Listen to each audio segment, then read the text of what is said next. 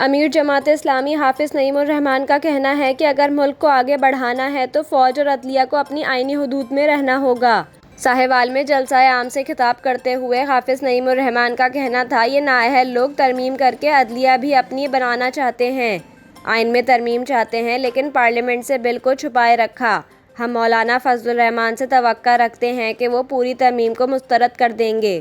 امیر جماعت اسلامی نے کہا کہ پاکستان پر جعلی فارم 47 کی پیداوار نااہل حکومت مسلط کر دی گئی ہے، جو جمہوریت کی توہین اور عوام کی رائے کا بٹوارا ہے۔ فارم 45 کی بنیاد پر حکومت بننی چاہیے۔ حافظ نعیم الرحمان نے مزید کہا کہ پی ٹی آئی کے کارکنوں کو ٹرک کی بتی کے پیچھے لگایا جاتا ہے۔ پاکستان مزید کسی کھلواڑ کا متحمل نہیں ہو سکتا۔ اگر ملک کو آگے بڑھانا ہے تو فوج اور عدلیہ کو اپنی آئینی حدود میں رہنا ہوگا۔